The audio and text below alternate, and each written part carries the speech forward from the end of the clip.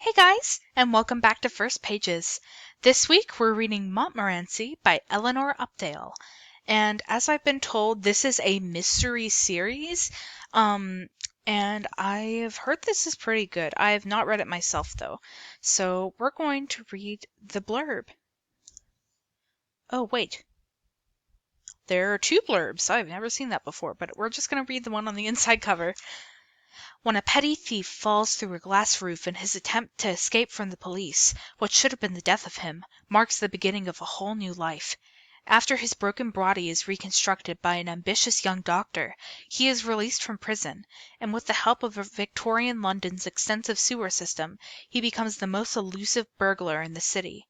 He adopts a dual existence as a respectable, wealthy gentleman named Montmorency, and his degenerate servant Scarper. But Montmorency must always be on guard. The smallest mistake could reveal his secret and ruin both his lives. Eleanor Updale's writing is witty and wholly original, with a unique perspective and a voice reminiscent of Edgar Allan Poe. Montmorency is a cleverly told, gripping adventure story. So, I'm going to read you the first pages.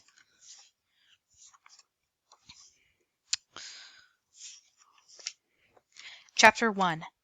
1875. The Bloody Beginning. The pain woke him again. Not the constant throb that was so familiar he could hardly remember being without it. This was one of the sharp stabs from the wound along his thigh. Dr. Farset had dug deep to get through the shattered bone, and the layers of catgut stitching pulled as the torn flesh struggled to realign itself inside. After so many interventions by the keen young medic, Montmorency should have been prepared for the agony, but each time the after-effects seemed worse, and the limited pain relief, alcohol, and the occasional treatment of an experimental gas, less effective. The candle on the central table had burned almost to nothing. It must be nearly morning, but there was no sign of light through the bars high up in the wall. Montmorency knew there was no point in calling for the night guard. Martson, silent, still, and unsmiling, saw his duties in the prison hospital as strictly limited to preventing escapes. Never mind the fact that Montmorency couldn't even turn over in bed, let alone run away. He'd have to wait in the dark for the arrival of Nurse Darnley, a brusque but well-meaning woman who believed that the bad people could be made good, and that providing a sip of water to a sick criminal might help that process. In the meantime, as so often, Montmorency's memory threw up images from a year ago, of the night he was caught. He had hopped across the roof of the factory like an sorry about that. He had hopped across the roof of the factory like an animal fleeing for its life. If he hadn't clung on to the bag of stolen tools, he might have seen the skylight window before his feet found it, and he'd fallen through onto the hard iron frame of the grinding machine. He remembered the cold impact of metal against his skin, but nothing else until he'd heard people talking about him as if he wasn't there. I can assure you there will be no drain on hospital funds. I will provide all necessary equipment and supervision. It was a voice he later recognized as that of Robert Farset, the surgeon who wanted to make a name for himself by saving Montmorency from his multiple injuries. Montmorency could only imagine what had happened in the interim. No doubt the police, finding his distorted body in the factory, had been delighted that he had gotten what he deserved for his crime. A quick death would have saved the courts the trouble and expense of dealing with him, but he had defied their expectations, and his mangled form had been carried off to the teaching hospital near the bridge, where Dr. Farset had seen him for the first time. The injuries had been grievous, but the bodies around them had clearly been athletic and strong. Farset was preparing for a paper for the Royal College of Surgeons on the treatment of complex wounds. He had considered traveling to the Balkans to find casualties of war so that he could illustrate his theories with real examples. Now, as he worked late among the puking poor of London, an ideal subject lay before him. Without Farset's help, the man would surely die. If he lived, Farset's reputation might live on too. So it was that the relationship between the doctor and the pitiful heap of blood-stained clothing had developed into a project. The creature didn't die. It survived long enough to become a man deemed fit to stand trial.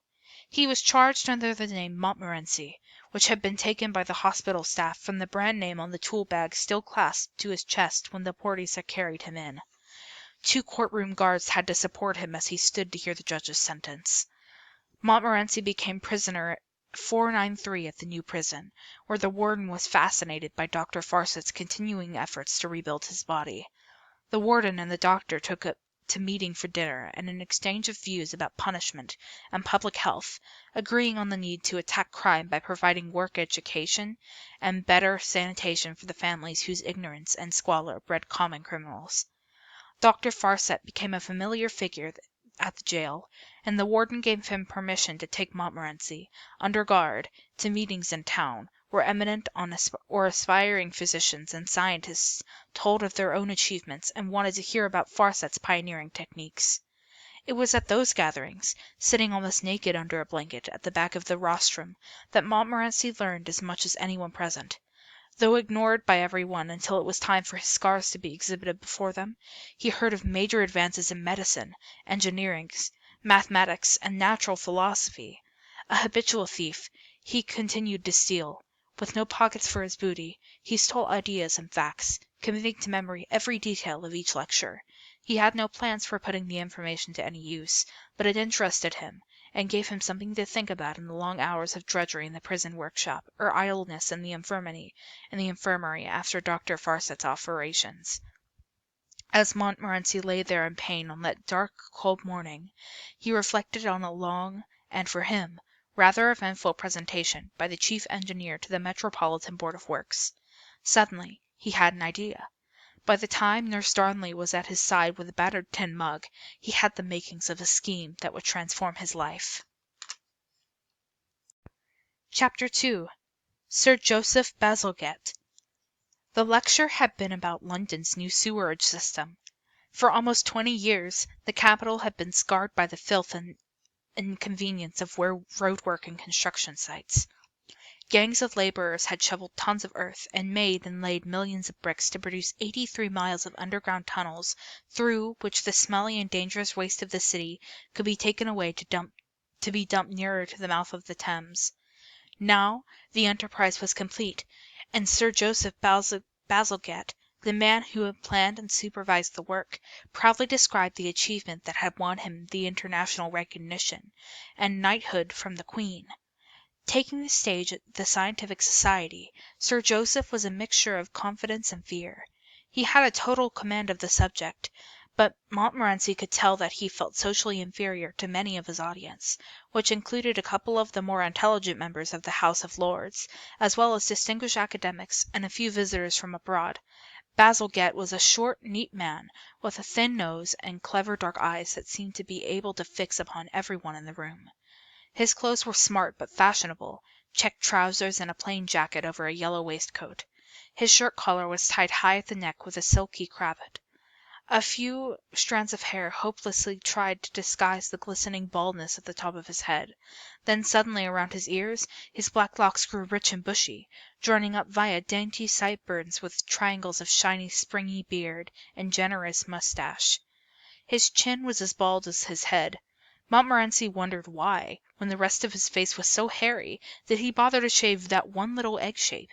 Did he do it himself, or did he have someone else to judge exactly where the razor should go, and how often did he need to shave it?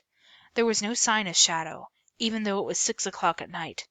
To get the audience on his side, Bazalgette opened his talk with a light-hearted explanation of his unusual name. French, originally, though my family has been here for 3 generations, and I'm proud to say that my father was an officer of the Royal Navy. But of course, through my work, I know all too well that human beings of all nationalities and classes have more similarities than differences, and that when it comes to their waste products, those of the nobility are just as noxious as those of the humblest peasant. It was for the good of all, great and small, that the Metropolitan Board of Works took upon itself the duty of disposing of that waste hygienically, endowing me with the honor, and if I may so say so, the privilege of undertaking that task. As Sir Joseph pointed out, everyone in the hall that night had reason to be thankful. Only a few years earlier, that building, for all its carved pillars and fine wood panelling, would have been a horrible place to spend an evening. As I made my way here this afternoon, I reflected on how conveniently located this great scientific society is. I came direct from the center of town, and enjoyed my walk down towards the river. Children were playing in the streets. People were walking casually along the new Victoria Embankment, engaged in the harmless pleasure of taking in the air.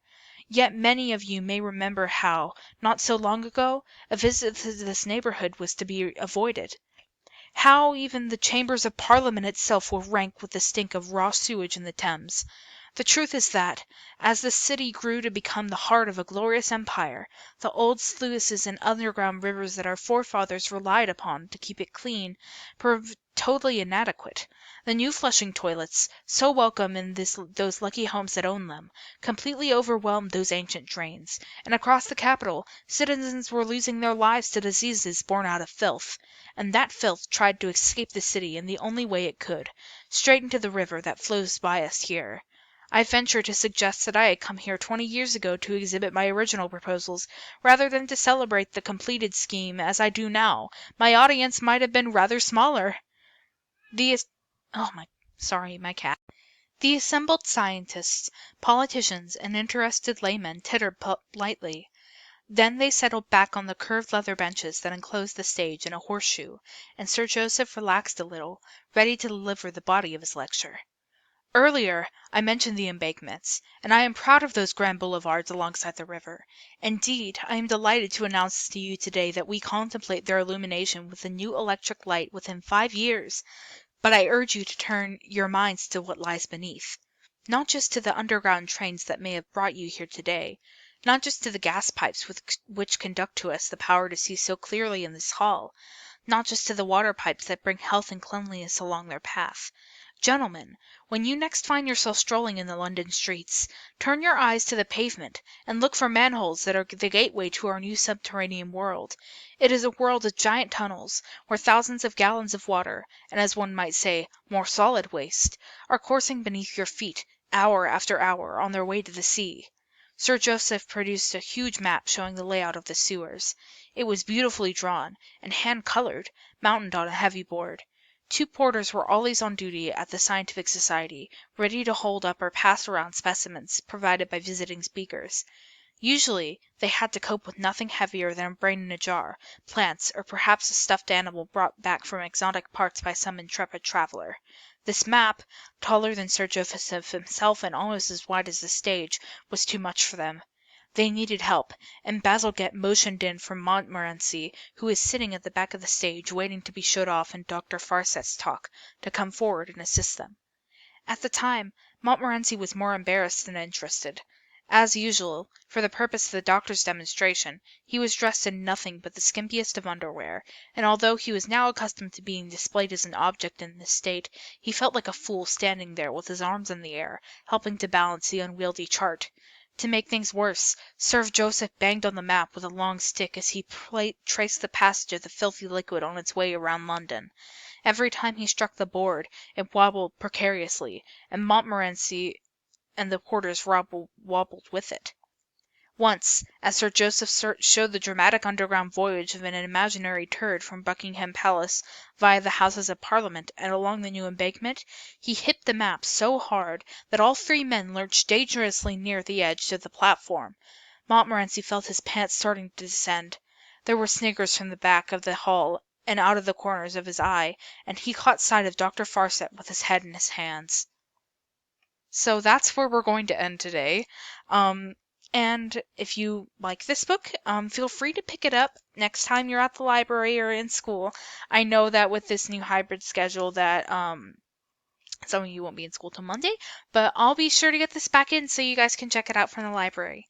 Okay, thank you. Goodbye. Have a good week.